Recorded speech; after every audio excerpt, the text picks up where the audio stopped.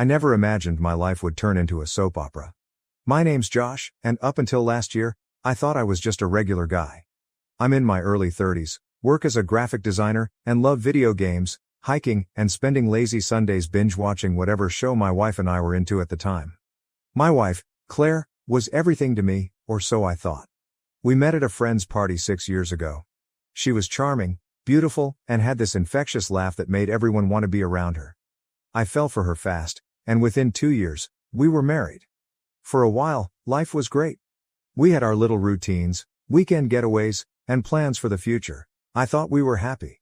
But about a year ago, things started changing. Claire became distant.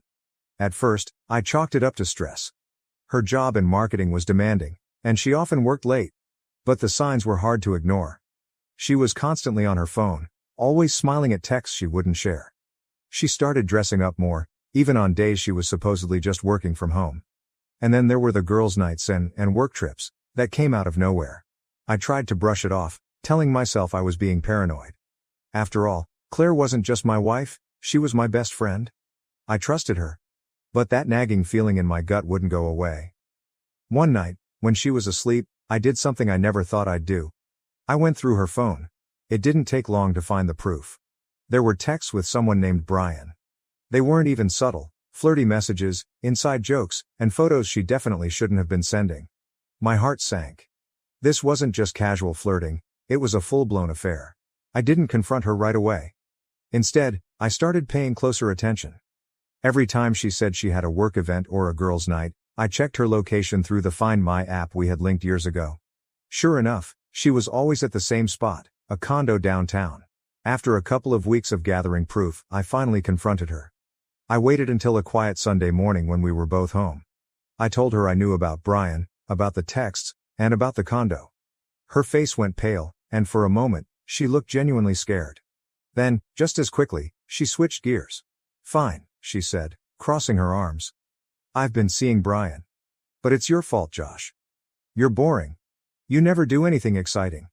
What did you expect me to do?" I couldn't believe what I was hearing. I wasn't perfect, but I had been a good husband. I supported her, loved her, and worked hard to build a life with her. And this was how she justified betraying me? I told her I wanted a divorce. She didn't fight it, which somehow hurt even more. I packed my things and moved out the following week. It was one of the hardest things I've ever done. Despite everything, I still loved her, or at least the version of her I thought I knew. But if I thought the worst was over, I was dead wrong. About a month after I moved out, I got a call from my boss. Someone had emailed HR, claiming I'd been embezzling company funds. Attached to the email were screenshots of supposed transactions in my name. I was floored. I hadn't done anything even remotely like that. HR launched an investigation, and while I was eventually cleared, the whole ordeal was humiliating. Word spread around the office, and even though I was innocent, some colleagues still looked at me differently.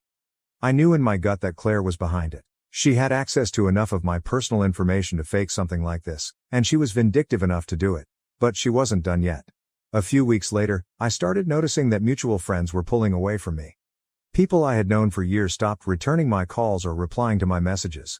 Finally, one of them told me the truth. Claire had been spreading rumors that I was abusive. She told everyone that she had left me because I was controlling and emotionally manipulative.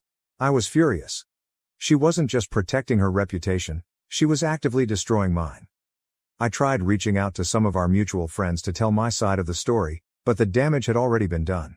Claire was a master manipulator, and people believed her. I decided I couldn't let her get away with it. If she wanted to play dirty, I could too. But I'd do it the right way.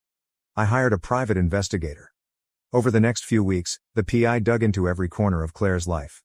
What they found was explosive.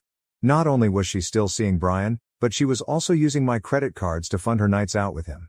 She had lied on her tax returns, claiming expenses that didn't exist, and had even faked her college degree to get her current job.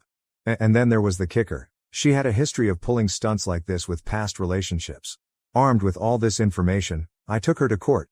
I wasn't just seeking a divorce anymore, I was suing her for defamation.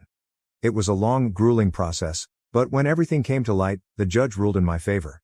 Claire was ordered to pay damages for the false allegations, and I got a restraining order against her. In the end, her lies unraveled in front of everyone. Mutual friends who had believed her reached out with apologies, Though most of those relationships were beyond repair. As for Brian, he dumped her the moment the court case ended.